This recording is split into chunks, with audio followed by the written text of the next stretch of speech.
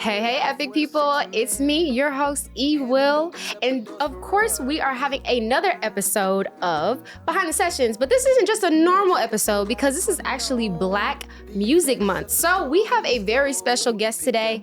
And let's give it up, as we always do, to Munir. Other things, don't be hypnotized by simple lies. Mesmerized, really real. Take a bigger feel. Go ahead, tell me how you really feel, Welcome, Munir. How you feeling today? Feeling good, feeling blessed. I'm glad to be here. I appreciate you. I know that's right. Well, we're very excited to have you here. You are a multifaceted young man, and we can't wait to get to know you besides everything that we see on social media and on camera and on video. Yeah. So let's get into it. Let's do it. I'm going to give you the opportunity to tell us a little bit about yourself. Munir Zakee. I know that's right. I was born in Baltimore, Maryland, but I was raised in Atlanta. I've been here since I was 4. So this been home since forever. And went to Randolph Elementary, went to Park Lane too, Sandtown Middle School, Tri-Cities High School. But my mother introduced me to a world of arts. Her mother introduced her. And so that just opened up the floodgates for me to explore the artistic presence of, while we're here and what I've been spearheading with. So, what they say, Merlin? Am I making that up, or am I just like Merlin? Or do I have the little accent? I wish I had a Baltimore accent. All the T's and D's. Yeah. How often do you get to go back up or back home to Maryland? Well, the last time I was there was, I think it was 2022. Am I lying? I am lying. It was actually a year or so ago. It was a family reunion. Okay. Yep, because my son was with me. And before that was 2022. So these days, not too often. Okay. Every now and then. But when I was younger and I was middle school and I started, exploring and feeling myself. Yeah. And my mama was like, okay, it's time to get you up out of here. Yeah. So she sent me back up to Baltimore with one of my big bros. And I spent a lot more time. I was pretty much there. Like when we first moved down, we went back like almost every summer, every break, because it was just missing home, missing family. But these days, not too much. So it's safe to say you're an A-Town guy. I'll be every your homeboy. You did. It's like it's what I know. It's what I know. I definitely know what I know from back, in Baltimore. But it's a lot of experiences on my own time in Atlanta. Yeah. So. Back in the gap, because we were just having a little sidebar conversation off camera. Like you was that guy that was like drumming in class, and you even told me you got kicked out. So like, is that the beginning of who you are now? That's not the beginning. That's when the story really just started cranking up. Okay. The beginning is my mother is a dancer and a drummer herself. So my mother was a part of a group in Baltimore called Sankofa. And it was West African drumming and dancing ensemble.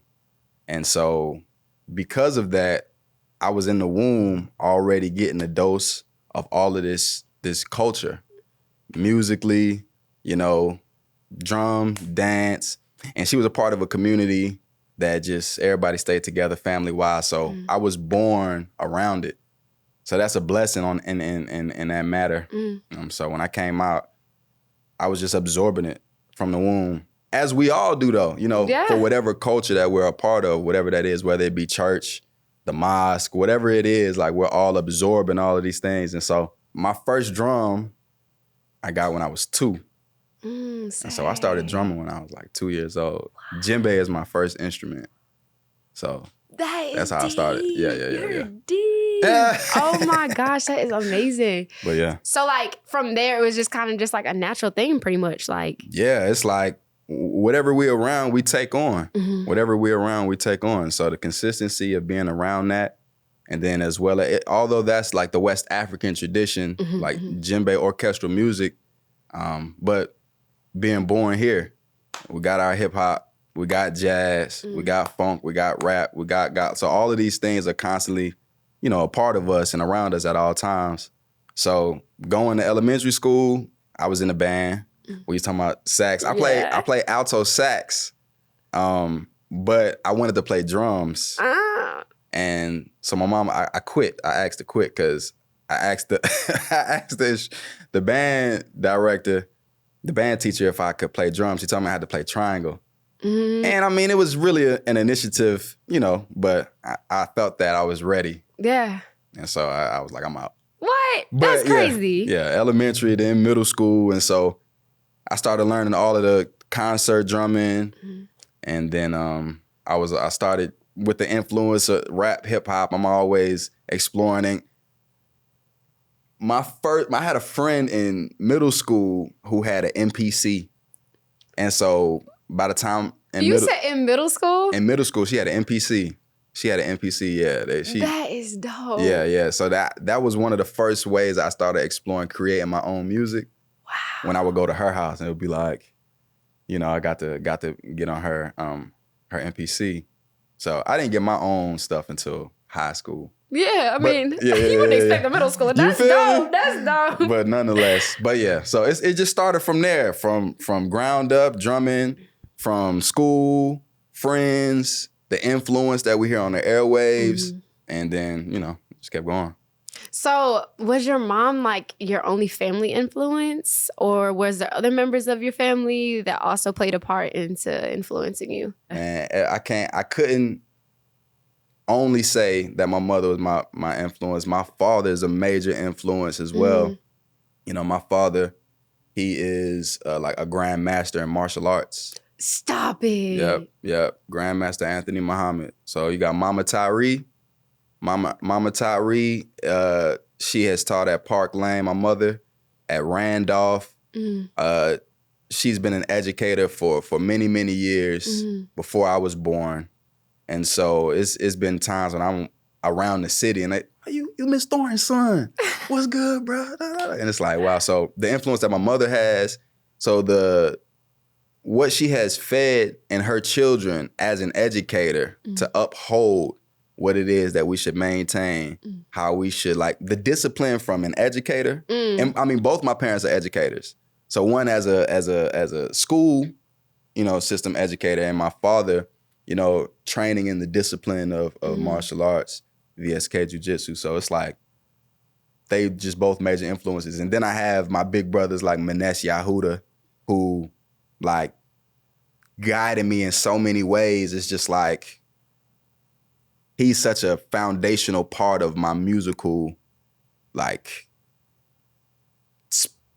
spectrum. It's just like, he fed a lot into me, man. So from djembe to all types of music, like he's just, so I got a lot. My grandma, sitting down with my grandmother's a singer. Wow. Right, so she sang, and she was just schooling me this past year about how she was a part of like jazz groups in New York, and she told me, forget if it was my great aunt, but that she used to do poetry, and so it's these influences. She told me about an uncle who made a bass out of a tub like years ago. What? Like, wow, so the influences from those that I don't know in my lineage as much to the ones that were immediate, as well as my extended family that may not be blood, but blood couldn't make us any closer, like my big brother. It's just the influences are, I feel like it's been a true blessing to have the influences that I've had that made me into the little smorgasbord of Munir. See, that's why I said multifaceted. You see what I'm saying? And I didn't even know your history, but that's deep. But your artist journey, like, okay, we just talked about your upbringing, and then after you decided, like, this is what I want to do. Yeah. Once you made that decision, like, this is what I'm going to do, how is that journey for you? I don't even remember a point where I felt like this is what I want to do. Okay. Truthfully, it just always felt like that's just what I did. Okay. And back to influences, my mother, before I made that like decision, me, my brother, and my sister would be at rehearsals when my mom is in a company.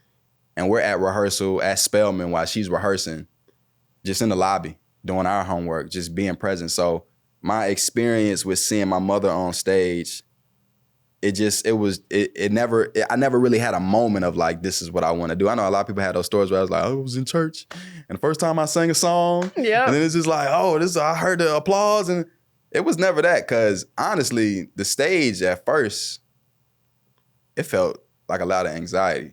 There was a couple of moments where I felt, I remember the first time my mother would even have us in acting. And I felt, I went on stage, we were doing the Wiz. And I was the lion. I can see that.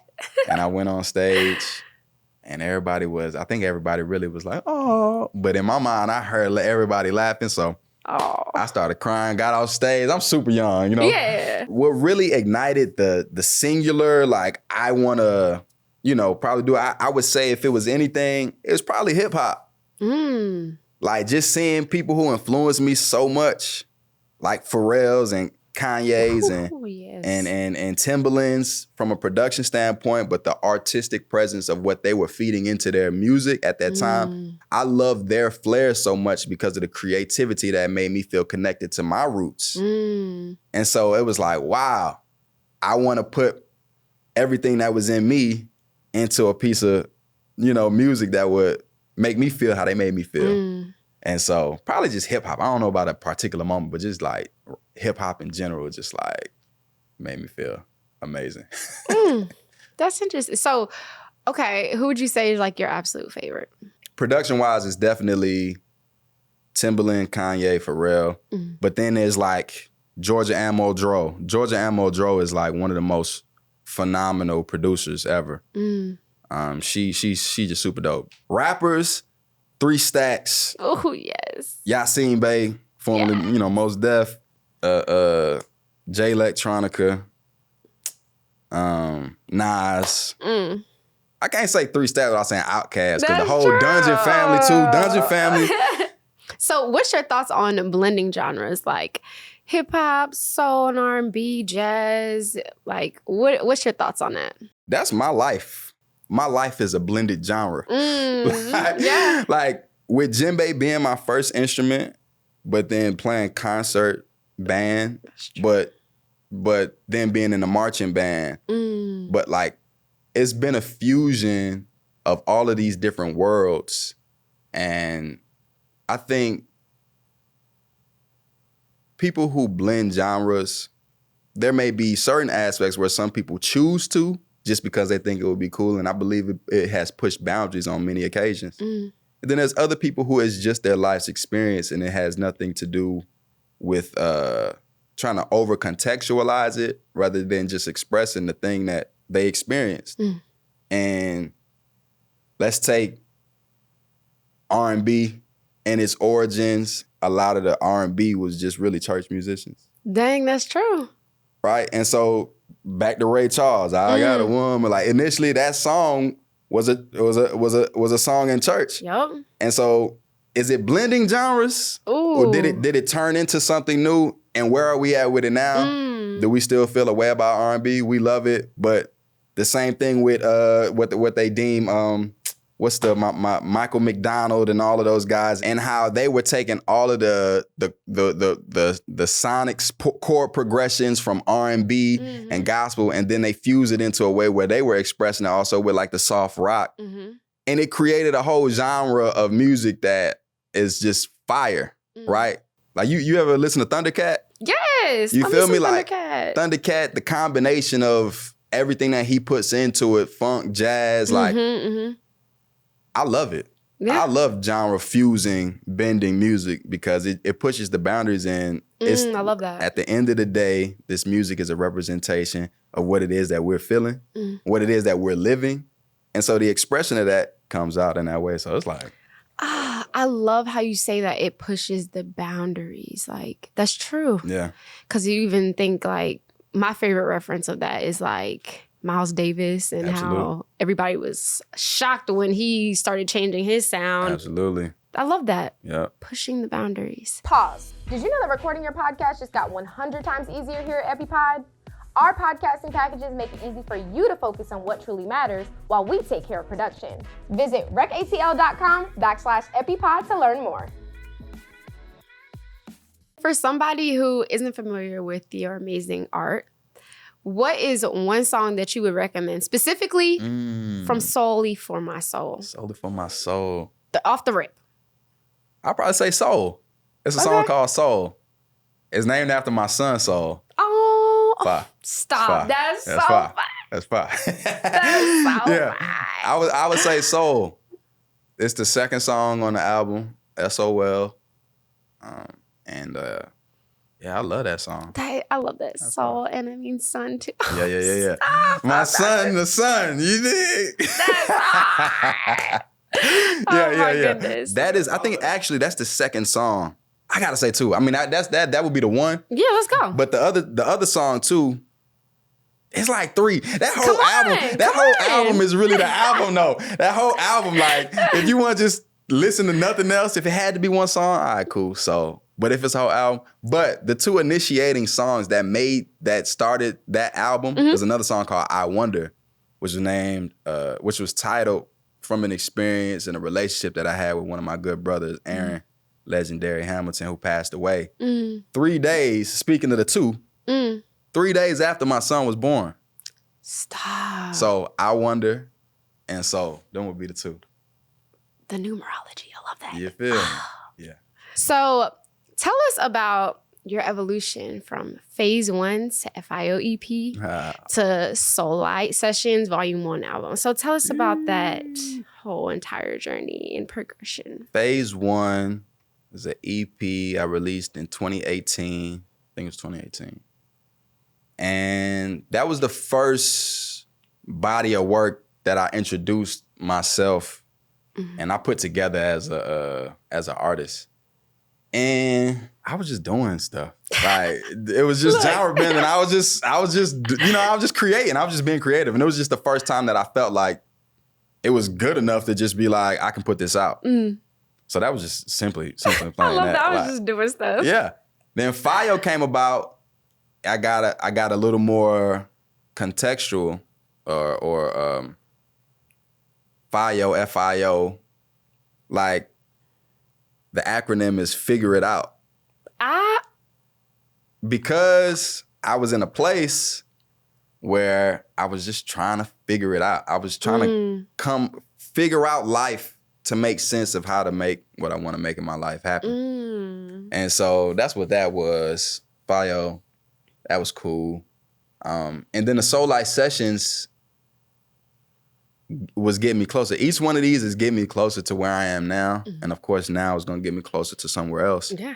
But the Soul Light Sessions, I started a production company in 2016 called Soul Light Productions. And so I began the Soul Light Sessions as a way to just showcase all of the ways that I have been creating the music visually. And so I started this series, and it would be Soul Light Sundays.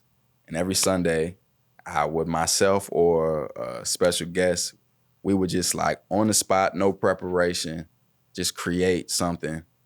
And we just package that as a project. So it's just like a jam session, basically. It was just like out the gate, like you come to the crib, you playing piano or whatever, and it's just like, whatever you play. We record it, then I go play something, then we add on to it, then you get on vocals, then I get on vocals, then you get on bass, and we just added, we sat back and we recorded the whole process, and then at the end, like whatever how it came out in a couple, we and so then I would just do that like every Sunday, and then we just put it out as a project. I did like 2 seasons of that. I love how you told us the backstory to FIO, and also just like your first project too. Like, I just doing stuff. That kind of is the epitome of being an indie artist. Is like, shoot, we vibing this out until it becomes something, you know?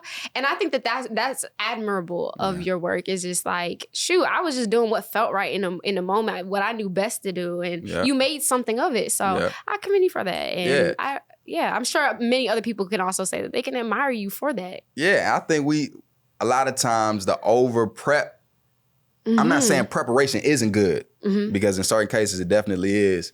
But when it comes to art, it's like, man, the only way to figure out, another thing about those artists and producers that I love is that they had their own sound. And there's this age-old tale about the hero's journey and how to find oneself. And it's just like, the journey begins in one location, home. they go on the hero's Quest, journey. You yep. go through this, you go through that, just to realize everything that you needed and wanted was right in the place you started. And so it's just like the journey of what it is that has been for me makes it so much easier to just live and be and to express through what it is that I'm already living. But the journey has been wild too. Yeah, let's talk about it. Yeah, I've being a musician. Yeah. It's been a blessing that's taken me all over the world. And so it's just gotten me to places that I've been able to see other artists on a certain level successfully express themselves and navigate while I've been able to be a part of the journey and support from a musician standpoint.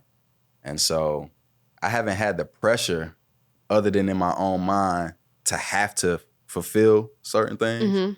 So it's been good. It's been good. Well, you just mentioned something important too. Well, I guess it just struck a little thing in my mind. Like recently we saw you like working with Badu. Like tell us about that. Cause I've been itching to get into that. Yeah. How is that experience like? Super 5. Badu is amazing. She's super dope. What she expresses and showcases like to the world, she thorough. She's thorough. And it came about in November of 2020. There was a shift in the band, and my bro Frank Mocha, he used to play. I mean, he still plays, but in the band he was playing percussion, and then he started playing drums, and so he reached out. He was like, "Hey man, I can't make no promises, but Badu looking for a percussionist. Send me a video. I send it to her. It's her call, but I'm just reaching out to my network." I was like, for sure. So I sent the video over. He sent it to her, and then he hit me within that week, and he was just like, "Hey, bro, they want you to, pull up for the gig." So in my mind, I thought it was just for this one gig. Yeah. And so I was expecting to just be able to say that I did it one time. Look. But we did the one gig, went home, got another call, and so then I was like, man, I guess I'm on deck. So yeah, now I play percussion for Badu. So it's been dope. It's been dope. And you ate it up. Like, oh my gosh, you gave me literal goosebumps when I watched that. Oh my goodness. Reflection-wise, like what are some of the biggest lessons you've learned? And we're getting a little vulnerable, yeah. What are the biggest lessons that you've learned from your career so far? That it's not no rush. I recently made a project, an album called Solely for My Soul. And the reason why I named it that was because I was pressed at a particular point in time being around so many people who were achieving so much in the eyes of the world, right? What success is in the eyes of the world. And so for me, I had a moment where I was like, in my mind, starting to make moves, trying to live up to, I got to do something so it can match the same level of what this person did and what that person did. And I had a moment where God was talking to me and was like, hold on, man. Like, Spirit was just like, that's not what got you to this point. So I had to do it, hence solely for my soul. Come on, right? come on.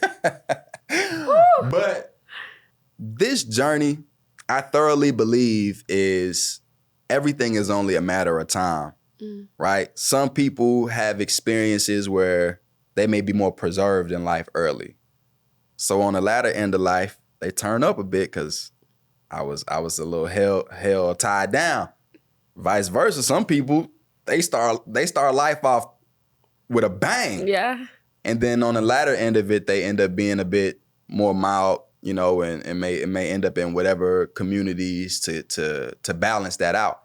And so it made me realize that either way I start, I'm gonna get to my destination. And as long as I accept that, it's only a matter of time. It's not if, it's just when. And so it's no rush. That doesn't mean that I don't put fire under myself, to go after what it is that I want. There's still have to have initiative and drive, absolutely. And not just like sit back and it's like, oh, it's gonna happen, I ain't tripping. Nah, like still initiative. But the mindset that puts us in a space where it's just like, by the time I get to a certain point, if this doesn't happen, then it's over. patience. Diligence, but patience. Mm. So that's like two of the biggest lessons. And like that, I just got to make sure that I maintain my heart. That's one of my biggest things. I want to make sure that I maintain my heart inside of what it is that I'm doing. Like anything, it's just like, I know when I was younger, I used to say music is my life, but it's not. Music is a part of my life.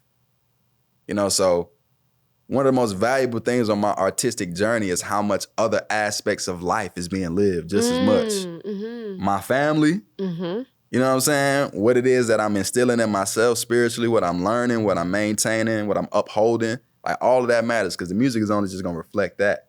So that's another most important thing on the artistic journey. How am I living? What am I living? So that's probably like the most valuable, important lessons that I've learned thus far. Like patience, diligence, and just upholding what it is that I live by. Oh, and I love how you said, how am I living my life? Yeah. Because you have so many people that have influence and they're living their lives. I mean, I'm no person to judge at all by any means when I say this, but you know, they live a certain life and these younger kids are seeing it. They're like, this is how I'm supposed to be living life, but it's not putting out light, it's putting out destruction rather. So that's deep, having an artist that has a mentality like that. And we definitely need more of that. And speaking of influence, community, what's the importance of community for you and collaboration even, you know? How do you contribute to community and how do you contribute to collaborating with other artists? Community contributed to me first. The origins of my story, my mother being a part of a community that had classes every weekend, that had rehearsals because of the company and the shows, and it was like a family-based company. And there are a lot of these companies across the nation. And so that connectivity to these other communities keep a network happening. And so the community's poured into me first, right? I'm just a child of being poured into. For those that may not have communities, you know, there's artists that weren't fortunate to have that. What would you say for them would be like motivation to like keep going? And I mean, sometimes some people, they want to find a community, want to find a home rather. Right. And for them, it's like, well, I ain't worried about them because I need to figure it out for myself. Like, what's something you would tell them, somebody that doesn't necessarily have community or home? Start small, right? If you're an artist, unless you're doing everything yourself, somebody made that track. Somebody gonna mix, master the record. Somebody gonna shoot the video, right? So that alone is an immediate network. If you don't want to say community, just look at it like network. Yeah. You know what I'm saying? Like that's what I would say. It's like you don't have to OD on this word if it feels too big for the, you know, the processings of just how we tend to associate community, a big place. Like, you know what I'm saying? But it's a network. It's a connectivity to stay, you know, in connection with people and have relationships that build. And, you know, prayerfully, if it's in a certain way, you can maintain things outside of the art that whatever it is that y'all are doing. But I would just say, just connect. Like you probably already have it and just don't think that you do. Yeah. That goes back to the hero story too, like you're saying. Sometimes you go looking out there and you really it's already there. I already got it. Yeah. I love that. I love how this conversation just came full circle. Yeah. So tell us, Munir, what can we expect from you going forward? What do you have up your sleeve? Tell us more. Tell us. We want to be on our toes and be looking forward to what you have coming. My artistic journey has been really geared and focused as a vocalist who is a musician. But I just had a crazy epiphany this year for me. And I was like, man, I'm a musician. That's like my superpower. I feel like we all come here with superpowers. And that's the one thing that has just kept me going and has been my engine. So to lead myself as a musician that also uses his vocals, it's like new music is being created right now. And I'm just excited to perform live. It's just like, I'm just excited to share more. The growth and development continues. And so it's just like new perspective in life and just sharing that through the art. So new music, all of that, yeah. So. Oh my goodness, Munir. It has been a pleasure having you Been an honor here to be here. and having you at the EpiCenter. I hope that you feel like you've been at home since we've been here. Absolutely. But we want to thank you. We have so much gratitude for you. And I want you all guys to be sure to follow Munir on social media. So go ahead and tell us what your tags are so they can follow you and keep up with you and all the great things that you have in store. You can check me out on all socials at Munir Zakee, MUNIRZAKEE. That's on everything. Everything. Y'all heard him. Well, thanks again, Epic people, for joining us for another episode of Rec Live Behind the Sessions. As always, you know who your girl is, E-Will. Be sure to follow us at Rec Live ATL on all social media platforms. And we can't wait to see you on the next episode. Don't be hiding, y'all. We'll see you. Breathing